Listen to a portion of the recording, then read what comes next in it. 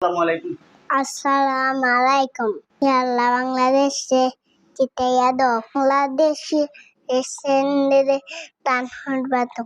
এই মুহূর্তে দোয়া ছাড়া বাংলাদেশ ক্রিকেট টিমের জন্য আর কোনো কিছু করার নাই কোনো ভক্তের।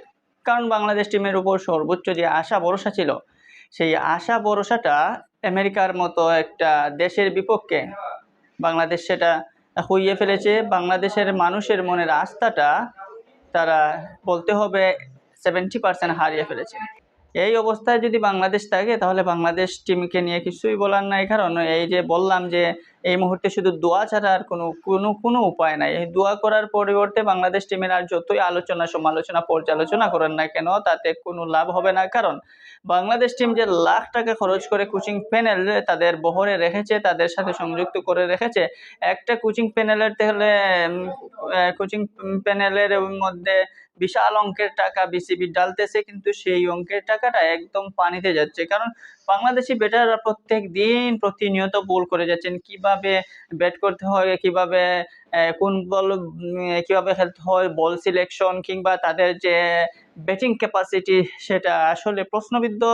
কারণ বাংলাদেশের যে অ্যানালাইসিস বলেন বা কোচিং স্টাফরা বলেন, তাদের উচিত হলো একটা ব্যাটসম্যান কিভাবে আউট হচ্ছে বা কি অবস্থায় কোন ফর্মে রয়েছে সেই বিবেচনা, সেই দিকগুলো আলোচনা করে সেই প্লেয়ারকে সংশোধনভাবে যাতে নেক্সট ম্যাচে যেটা এটা সঠিকভাবে কাজে লাগাতে পারে সেই ব্যবস্থা করে দেয়া। কিন্তু বাংলাদেশ ক্রিকেট টিমের যে লাখ টাকার কোচিং প্যানেল সেই দিকে কোনো পাত্তাই না, বা অথবা যদি কোচিং প্যানেল প্লেয়ারদেরকে শেখাচ্ছে কিন্তু হয়তো প্লেয়াররা তারা সেটা তাদের মগজের মধ্যেই নিচ্ছে না। ওরা মনে করতেছে যে আমরা তো এই জাতীয় দল, আমরাই তো বাংলাদেশকে রিপ্রেজেন্ট করি, আমাদের পরিবর্তে তো আর কেউ আসার মতো নাই, তাই আমরা ইচ্ছা মতো খেলবো, ইচ্ছা মতো আমরা আমাদের অবস্থানে থাকবো। যেমনটা দেখা যাচ্ছে বাংলাদেশের টপ অর্ডারে ব্যাটসম্যান নিয়ে কিছুই বলার নাই। যেই লিটন সেই তামিম, যেই তামিম সেই সৌম্য, কি অবস্থা, যেই সৌম্য সেই শান্ত। মানে তাদের মধ্যে কোনো পার্থক্য নাই। কেউ সাধারণত একটা ব্যাটসম্যানের পর রিপ্লেস যে আসে সে হয়তো ভালো একটা পারফরমেন্স করে, বা তার রিপ্লেস আসার পর সে হয়তো অন্য ধাঁচের একটা খেলা খেলে, কিন্তু সেই কোনো ধাঁচ নাই। বাংলাদেশে একই কোয়ালিটির একই ক্যাটাগরির ব্যাটার তারা যারা আসেন, আর যারা হয়তো কেউ কিছু ধারাবাহিক আর কেউ একদম ধারাবাহিকতার অভাব, এতটুকু পার্থক্য, নতুবা আর বাংলাদেশ টিমের কোনো অবস্থান নাই। তো বাংলাদেশ টিম এবারে যে শিক্ষাটা পেয়েছে সেটা হচ্ছে খুব চূড়ান্ত একটা শিক্ষা। এই শিক্ষাটা পাওয়াটা জরুরি ছিল বাংলাদেশের ব্যাটসম্যানের ব্যাটারদের গভীরতা এবং বাংলাদেশের খেলোয়াড়দের পারফরমেন্সটা দেখার ছিল। কারণ বিশ্বকাপের মধ্যে সাউথ আফ্রিকা, শ্রীলঙ্কা ওদের বিপক্ষে পারাটা যে বাংলাদেশের এখন বলতে হবে একটা শুধু আশা। কারণ যদিও কোনো অঘটন ঘটে তাহলে হয়তো সাউথ আফ্রিকা শ্রীলঙ্কার সাথে বাংলাদেশ জিতবে, নতুবা বাংলাদেশ এই টি-20 বিশ্বকাপে প্রত্যেকটা ম্যাচ জিতবে বলে এরকম 100% কনফিডেন্সলি কেউ বলতে পারবে না।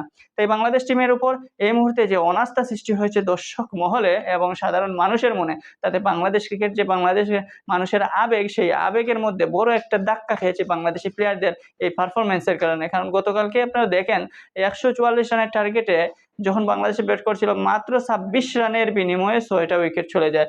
লাস্টে 26টা রান নিতে গিয়ে বাংলাদেশ 6টা উইকেটের পতন ঘটে। আর এমন ক্রুশাল মোমেন্টে দেখা গেছে যে সাকিব আল হাসান স্ট্রাইকে ছিলেন, মাহমুদুল্লাহ স্ট্রাইকে ছিলেন, মাহমুদুল্লাহ আউট হওয়ার পর সাকিব আল হাসানও তার পথ ধরলেন, তারপর জাকের আলী, রিশাদ, কেউ লাস্টের দিকে দাঁড়াতে পারে না। এই 26টা রান কেউ নিতে পারেনি। 12 বলে 15 রান লাস্টের 2 ওভারে, সেই সময়ও বাংলাদেশ ব্যাটসম্যানরা নিতে পারে নাই।